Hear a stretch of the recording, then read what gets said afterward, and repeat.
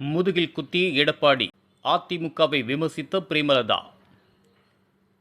சென்னையில் தேமுதிக தென்சென்னை வடக்கு மாவட்ட பூத் கமிட்டி நிர்வாகிகள் ஆலோசனைக் கூட்டம் நேற்று நடைபெற்றது.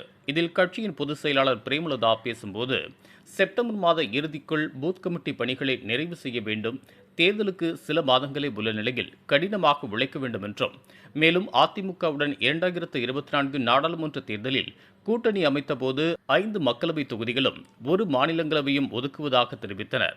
ஆனால் அந்த சீட் நமக்கு கொடுக்கவில்லை. சீட் தருவதாக கூறி பழனிசாமி நம்மை முதுகில் குத்திவிட்டார்.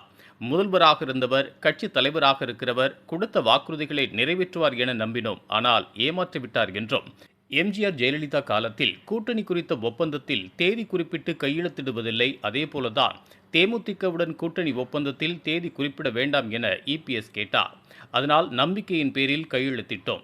அதனால்தான் நாம் ஏமாந்து விட்டோம் என்றும், பழனிசாமியின் பிரச்சார கூட்டத்திற்கு காசு கொடுத்துதான் அழைத்து வருகின்றார் என்றும் அவர் கூறினார்.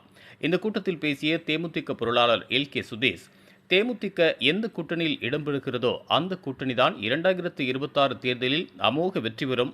சட்டப்பேரவையில் பிரேமலதா எனும் நான் என்ற குரல் 2026 ஒலிக்கப் போவது உறுதி என கூறினார்.